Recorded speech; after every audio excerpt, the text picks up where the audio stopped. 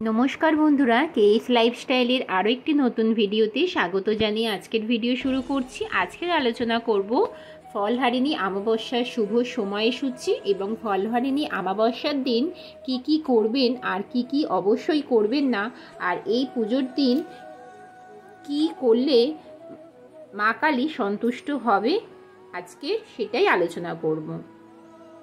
আর আলোচনা করব ফলহারিণী অমাবস্যা পূজার পদ্ধতি।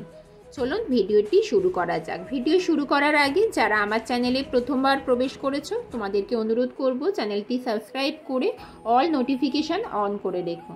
তো চলো ভিডিওটা শুরু করি। হিন্দু শাস্ত্রের রীতি মেনে প্রতি বছর জ্যৈষ্ঠ মাসের অমাবস্যা তিথিতে পালিত হয় ফলহারিণী অমাবস্যা। বিশ্বাস করা হয় এই তিথিতে দেবী শক্তি সমস্ত অশুভ ফল হরণ করে, প্রদান করেন শুভ ফল।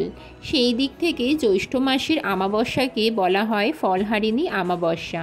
তাই এই তিথিতে দেবী কালীর পূজা করলে অশুভ ফল নাশ হয় বলে মান্যতা রয়েছে শাস্ত্রমতে। এখন আলোচনা করব ফলহারিণী অমাবস্যা শুভ সময়। ফলহারিণী অমাবস্যা পড়েছে 26শে মে 2025 সোমবার। সেই দিন দুপুর 12টা 13 মিনিট থেকে তিথি শুরু হয়েছে। অমাবস্যা তিথির অবসান হবে 27শে মে 2025 সালে।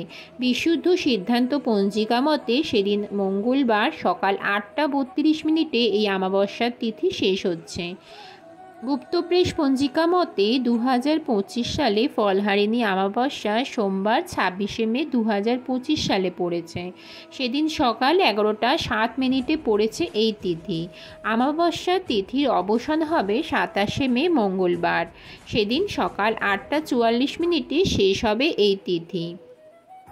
এখন আলোচনা করব ফলহারিণী অমাবস্যার দিন কি কি করবেন আর কি কি করবেন না।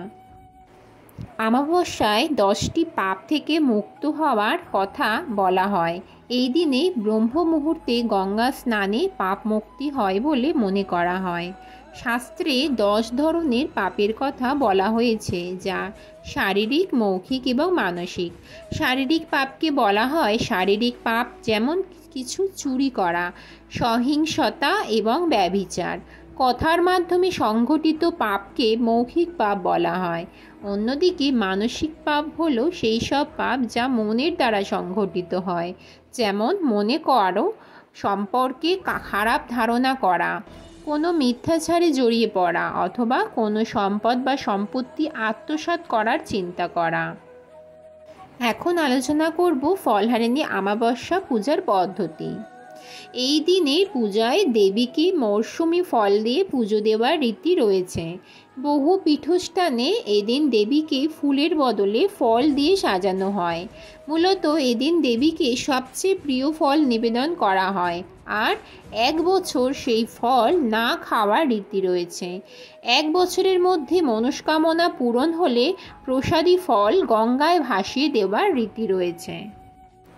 বন্ধুরা, এই ভিডিওর দ্বারা তোমরা যদি কোনো উপকৃত হয়ে থেকো প্লিজ অবশ্যই কমেন্ট করে জানিও। তাহলে আজকের মতো ভিডিওটা এখানেই শেষ করলাম। তোমরা সকলে ভালো থেকো, সুস্থ থেকো। রাধে রাধে।